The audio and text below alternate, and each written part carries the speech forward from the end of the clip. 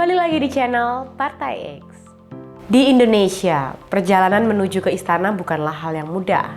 Sulit, berliku, bahkan berdarah. Itulah yang harus dilalui para pemimpin Presiden Republik Indonesia.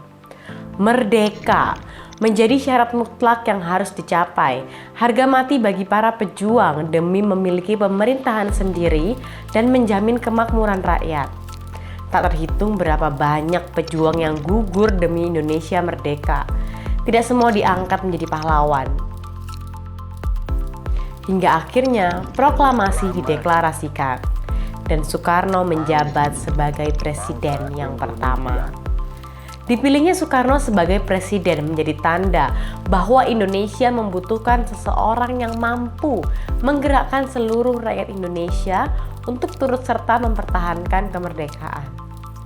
Namun, perjalanan berdarah nyatanya bukan hanya terjadi di zaman penjajahan. Bung Karno pernah mengatakan, "Perjuanganku lebih mudah karena melawan penjajah. Namun perjuangan kalian akan lebih sulit karena melawan bangsa sendiri."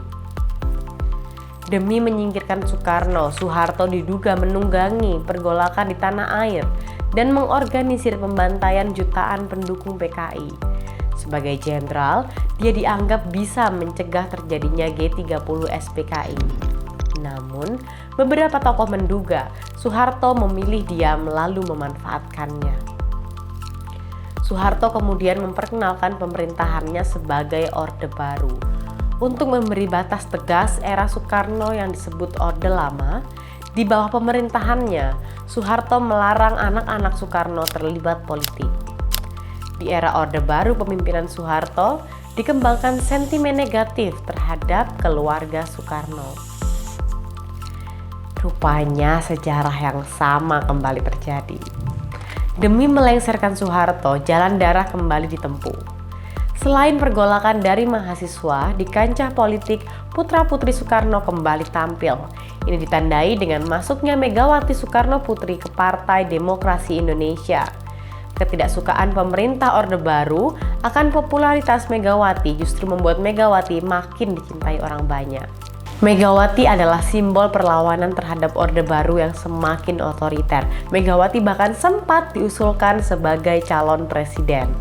Meroketnya nama Megawati kala itu juga diwarnai dengan sejarah kelam perpolitikan Indonesia, yaitu peristiwa perebutan kantor DPP PDI yang diduduki oleh pendukung Megawati oleh kelompok yang diduga digerakkan oleh rezim berkuasa. Peristiwa itu kemudian dikenal dengan nama kerusuhan 27 Juli atau Kuda Tuli. Kuda Tuli memakan korban 5 orang tewas, 149 orang luka, dan 23 orang hilang. Sementara itu akhir Orde Baru harus dibayar dengan 1.190 nyawa pada kerusuhan 1998 versi tim gabungan pencari fakta. Jumlah sebenarnya juga jauh lebih besar. Di masa reformasi, perebutan kekuasaan istana masih saja terjadi.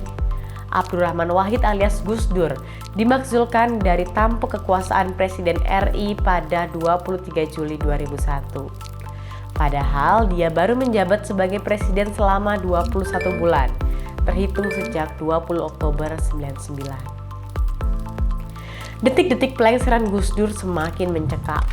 Rakyat yang mendukung Presiden keempat Republik Indonesia itu menyemut di Istana Kepresidenan Jakarta, berhadapan dengan militer yang mengepung di sekitarnya. Nuansa haru juga mewarnai momen tersebut tatkala Gus Dur tak kuasa menahan air matanya. Laporan Kompas menyebutkan bahwa ada 300.000 relawan berani mati yang siap berangkat ke Jakarta untuk membela bapak pluralisme tersebut. Namun kala itu Gus Dur menahan masanya. Dia tidak menghendaki terjadi kerusuhan, apalagi pertumpahan darah sesama anak bangsa. Ribuan nyawa terenggut atas nama perjuangan yang mungkin terdistorsi oleh kepentingan pribadi. Demokrasi masih menjadi alasan pembenar. Namun keadilan masih terlihat jauh dari bayangan yang kita impikan. Untuk para penguasa negeri ini, ingat, setiap titik darah yang tumpah selalu meminta suatu pertanggungjawaban yang tak terhingga.